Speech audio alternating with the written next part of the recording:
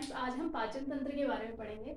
हमारा जो पाचन तंत्र है उसको हम दो भागों में बांटते हैं। एक होता है आहार नाल और दूसरा होता है सहायक ग्रंथियां। आहार नाल वह भाग होता है जहां से हमारा भोजन गुजरता है और सहायक ग्रंथियां जो है ये भोजन के पाचन में मदद करती है। आहार नाल में कुछ भाग आते हैं जिनको हम डायग्राम्स की मदद से देखेंगे। तो सबसे पहला भाग आता है मुख। मुख वह भाग है जहाँ से भोजन को अंदर लिया जाता है और भोजन को अंदर लेने की प्रक्रिया जो है वो अंतर ग्रहण कहलाती है। भोजन को अंदर लेने के बाद भोजन जो है वो मुख गुहा में आता है और मुख गुहा में भोजन के पाचन के लिए या भोजन के पाचन को मदद करने के लिए कुछ संरचनाएं पाई जाती है। जैसे कि पहली संरचना है दांत। दांत जो होते हैं वो चार प्रकार के होते हैं। पहला है कृंतक। कृंतक दांत जो है वो आगे के चार दांत होते हैं। ठीक है, जो जबड़े में आगे की तरफ चार दांत पाए जाते हैं 1, 2, 3 एंड 4। ये चार दांत जो है वो कृंतक कहलाते हैं। ऊपर के जबड़े में 4 और निचले जबड़े में 4, तो टोटल इनकी संख्या होती है 8। उसके बाद आते हैं रत्नक। रत्नक जो है प्रत्येक जबड़े में इनकी संख्या होती है 2। इन चार दांतों के पास में जो दांत होते हैं जो थोड़े तीखे होते हैं, जो काटने का कार्य करते हैं, इनकी संख्या होती है प्रत्येक जबड़े में 2, तो 2 × 2 = 4। तीसरे प्रकार के दांत आते हैं अग्रचवर्णक। अग्रचवर्णक इन दांतों के पीछे की तरफ दाढ़ पाई जाती है 2-2 की संख्या, मतलब कि प्रत्येक में 4।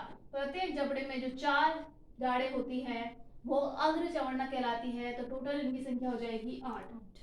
इसके बाद जो 3 पीछे की दाढ़ होती है वह कहलाती है चवर्णक।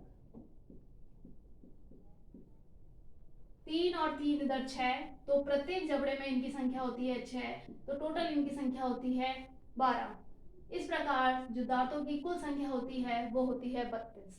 4 प्रकार के दांत जो है वो 32 दांत बनाते हैं। नेक्स्ट संरचना है हमारी जीभ, जो मुख गुहा में पाई जाती है। जीभ का मुख्य कार्य होता है स्वाद का पता लगाना व भोजन को लार के साथ मिक्स करना। तीसरा यहाँ आता है तालु। मुख गुहा में 2 प्रकार के तालु पाए जाते हैं, कठोर तालु व मृदु तालु। कठोर तालु जो है वो आगे की तरफ पाया जाता है, जो कि अस्थियों से बना हुआ होता है, और पीछे की तरफ इसके मृदु तालु पाया जाता है जो कि उपास्थ्यों का बना रहता है। इसके अलावा मुख गुहा में लार ग्रंथियां पाई जाती है जो लार का स्राव करती है, और ये जो लार है वो भोजन के पाचन में मदद करती है। लार ग्रंथियां जो है वो मुख गुहा में 3 जोड़ी पाई जाती है। पहली जोड़ी है जिसे कर्णपूर्व ग्रंथि कहते हैं। कर्णपूर्व लार ग्रंथि या पैरोटिड ग्रंथि। पैरोटिड ग्रंथि कर्णपूर्व जो है वो कान के आगे की तरफ पाई जाती है, एक जोड़ी, और लार के साथ साथ यह एक एंजाइम का स्राव करती है जिसका नाम है टाइलीन। टाइलीन जो है वो कार्बोहाइड्रेट का पाचन करता है, इसको लार एमाइलेज भी कहते हैं। कर्णपूर्व के अलावा दूसरी जोड़ी जो ग्रंथि है वो है अधोजंग, जो हमारे जबड़े के एंगल पर पाई जाती है। और तीसरी जोड़ी ग्रंथि है अधोजीवा, जो जीभ के नीचे पाई जाती है। ठीक है, इस प्रकार 3 जोड़ी लार ग्रंथियां कर्णपूर्व, अधोजंग और अधोजीवा जो है वो मुख गुहा में पाई जाती है। ये सभी संरचनाएं जो है भोजन के पाचन में मदद करती है। इसके बाद स्ट्रक्चर आता है हमारा ग्रसनी। ग्रसनी एक खुला एरिया होता है जहां से भोजन गुजरता है। ठीक है, हमारे यहाँ पे ग्रास नली के अलावा एक श्वास नली भी पाई जाती है। तो ये जो एरिया होता है ग्रसनी, ये दोनों के लिए कॉमन होता है। ठीक है, जब नाक से हम श्वास लेते हैं तो उसको ये श्वास नली में पहुंचाने का कार्य करती है, और मुख से जब हम भोजन करते हैं तो उसको ये ग्रास नली में पहुंचाने का कार्य करती है। तो ग्रसनी के बाद जो भोजन है वो आता है ग्रास नली में। ग्रास नली से जो भोजन है वो पहुंचता है अमाशय में। ग्रास नली में किसी भी प्रकार का पाचन नहीं होता है। ये सिर्फ और सिर्फ भोजन को मुख गुहा से अमाशय में पहुंचाने का कार्य करती है। अमाशय एक जे आकृति की संरचना होती है।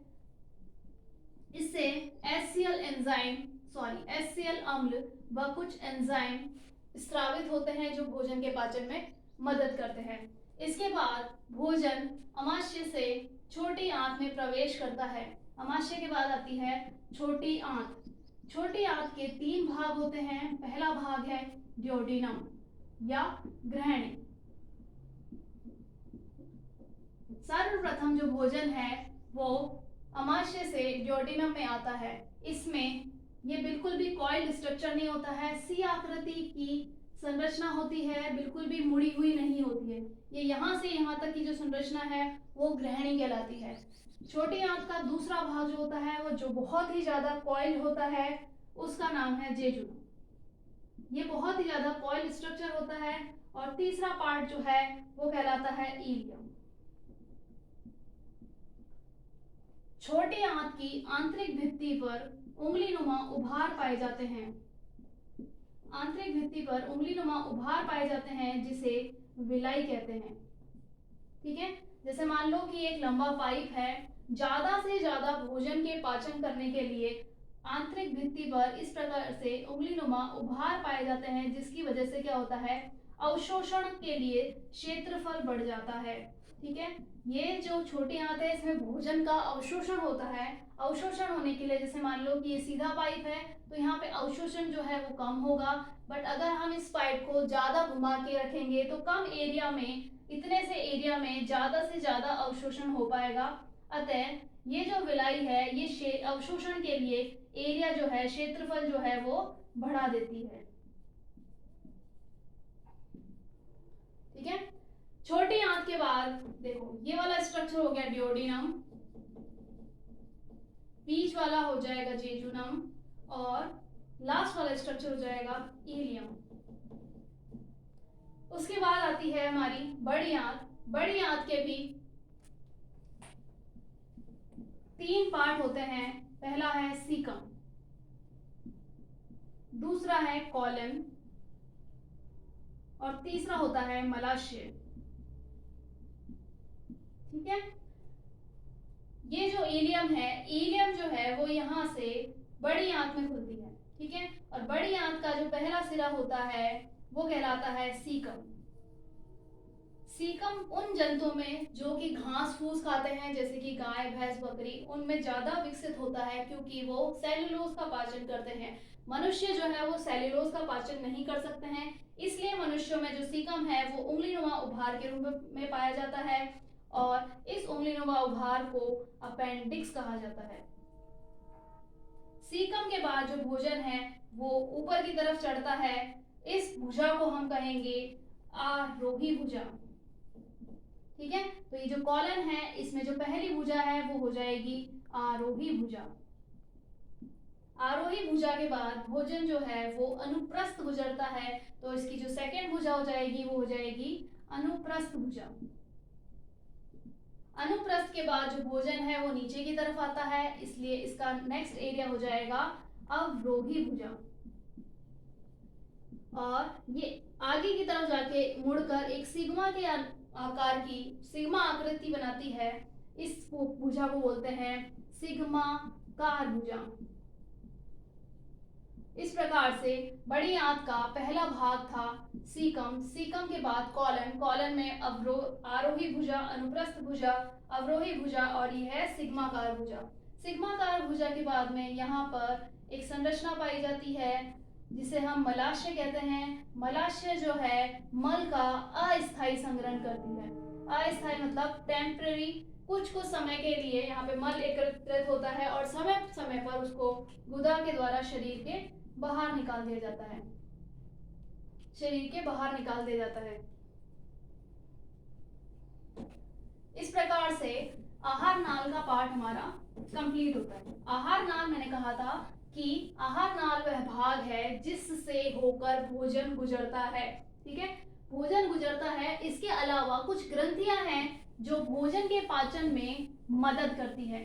ठीक है, तो सबसे पहले हम आहार नाल वाले पार्ट देखेंगे कि आहार नाल में हमने क्या क्या पढ़ा है। आहार नाल में हमने सबसे पहले पढ़ा है मुख, मुख के बाद भोजन आता है मुख गुहा में, मुख गुहा के बाद भोजन आता है ग्रास नली में, ग्रास नली के बाद भोजन आता है अमाशय में, अमाशय के बाद भोजन आता है छोटी आंत में, छोटी आंत के बाद भोजन आता है बड़ी आंत में, बड़ी आंत के बाद भोजन जो है वो आता है मलाशय में, मलाशय से ये समय समय पर गुदा के द्वारा शरीर से बाहर निकाल दिया जाता है अपचित भोजन। इसके बाद आती है हमारी सहायक ग्रंथियां। तो मनुष्य में 3 प्रकार की सहायक ग्रंथियां यहाँ पे पाई जाती है। लाल ग्रंथि, दूसरी है यकृत और तीसरी है अग्नाशय। ठीक है, यहाँ पर हमने वही पार्ट्स बनाए हैं जहां से भोजन गुजरता है, मतलब कि ये है पूरी की पूरी आहार नाल। ठीक है, अब पहली ग्रंथि है लाल ग्रंथि, जिसके बारे में हमने अभी पढ़ा था। 3 जोड़ी पाई जाती है, कर्णपूर्व, अधोजम और अधोजीवा। दूसरी है यकृत और तीसरी है अग्नाशय। ठीक है, तो यकृत जो है वो एक त्रिकोणाकार आकृति का होता है जो अमाशय के यहाँ पे पाया जाता है। त्रिकोणाकार आकृति का होता है, सहायक ग्रंथि है, पित्त रस का निर्माण करती है और स्त्राव करती है। ठीक है, तो ये है हमारा यकृत। यकृत के बाद हमारी पाई जाती है अग्नाशय ग्रंथि। अग्नाशय ग्रंथि जो है वो अमाशय और ड्योडेनम के बीच में एक पत्तीनुमा आकृति में पाई जाती है। तो ये इस प्रकार से हमने यहाँ पे ये अग्नाशय बना दिया। अग्नाशय से स्त्रावित जो भी एंजाइम है वो इस नली के माध्यम से ड्योडेनम में आते हैं और इसी अग्नाशय की नली से एक और नली जुड़ी होती है जो ऊपर की तरफ जाती है। ऊपर की तरफ जाकर ये 2 भागों में बढ़ जाएगी, 3 भागों में।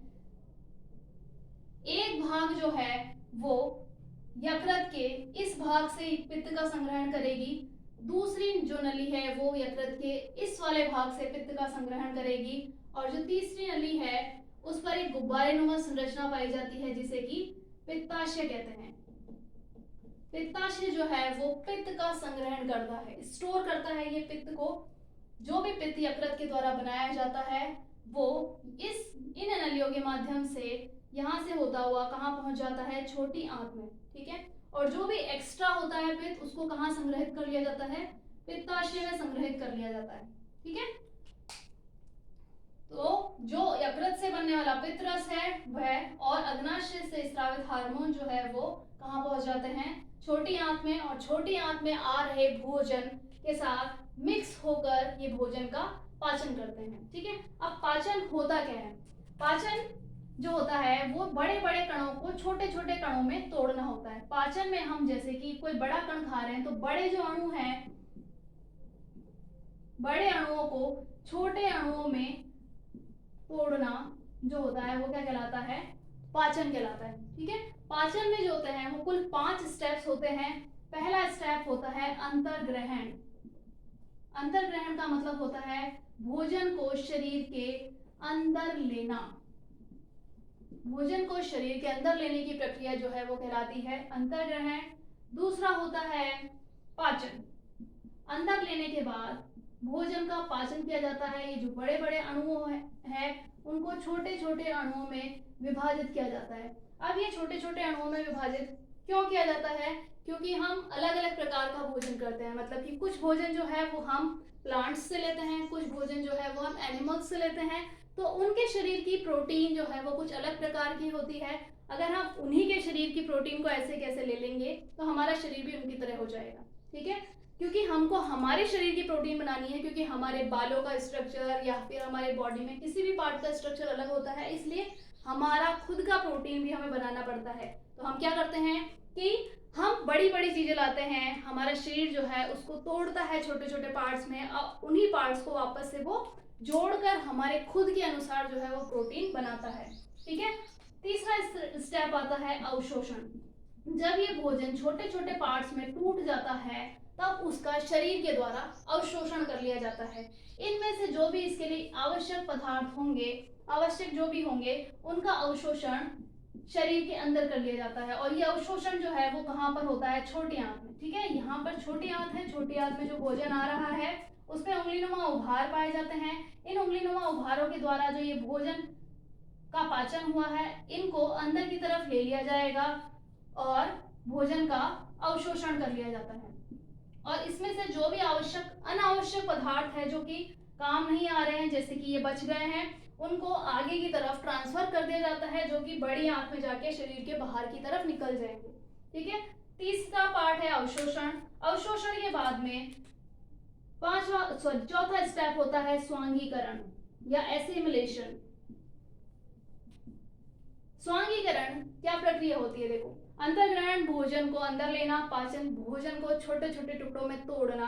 तीसरा है अवशोषण, जो भी भोजन छोटे छोटे टुकड़ों में टूटा है उसको शरीर के अंदर लेना जो होता है वो अवशोषण कहलाता है। फिर आता है स्वांगीकरण। स्वांगीकरण क्या होता है, देखो, सिंपल स्टेप्स में जो भी हमने भोजन के छोटे छोटे कण हमारे शरीर के अंदर लिए हैं, ठीक है, ये हमने शरीर के अंदर ले लिए हैं और यहाँ पर ही हमारी रक्त नलिका है। ठीक है, ये हमारी रक्त नलिका है जहां से ये जो भी छोटे छोटे कण है वो लिवर तक पहुंचा दिए जाएंगे। अब हमारा शरीर ये डिसाइड करेगा कि जैसे मान लो कि हमने ये छोटे छोटे कण लिए हैं और पाचन में ये इस प्रकार की संरचना थी। ठीक है, जस्ट इमेजिन कि पाचन में हमने जो भी कण खाया है वो किसी और का प्रोटीन है और वो इस प्रकार की संरचना रखता है और हमने पहले उसको क्या किया है, छोटे छोटे पार्ट्स में हमने इसको तोड़ लिया है। अब हमें क्या करना है कि हमें अपने शरीर की प्रोटीन बनानी है और मान लो कि हमारे शरीर की प्रोटीन जो है वो गोल है। ठीक है, तो हमने जो छोटे छोटे कणों को तोड़ा था, अवशोषित किया था, उन छोटे छोटे कणों को हम वापस से जोड़ेंगे। ठीक है, अब हम इस प्रोटीन की बजाय हम क्या करेंगे, इस तरह की प्रोटीन बना लेंगे जो कि हमारे शरीर की है। ठीक है, तो स्वांगीकरण क्या होता है, जो भी हमने तोड़ा है उसको वापस से जोड़ दिया है। ठीक है, जैसे पजल होती है, पजल में हम क्या करते हैं कि उसको बिखेर देते हैं, फिर उसको वापस अपने अकॉर्डिंग सेट कर लेते हैं। तो हमारी बॉडी भी क्या करती है, जो भी उसने खाना खाया है उसको पहले वो तोड़ लेगी और फिर अपने ही अकॉर्डिंग इसको वापस जोड़ लेती है। ये प्रक्रिया क्या कहलाती है, स्वांगीकरण। अब बचा हुआ जो भोजन है यहाँ पे जो हमारे शरीर के काम का नहीं है, वेस्ट है, उसको हमारे शरीर से बाहर निकाल दिया जाता है। इस प्रक्रिया को हम कहते हैं बहिक्षेपण। बहिक्षेपण जो होता है अपचित भोजन को शरीर के बाहर निकालना। अपचित भोजन को शरीर के बाहर निकालने की प्रक्रिया क्या कहलाती है, बहिक्षेपण। ठीक है, तो इस प्रकार से हमारा जो पाचन तंत्र है उसका क्या स्ट्रक्चर होता है वो हमने समझा है।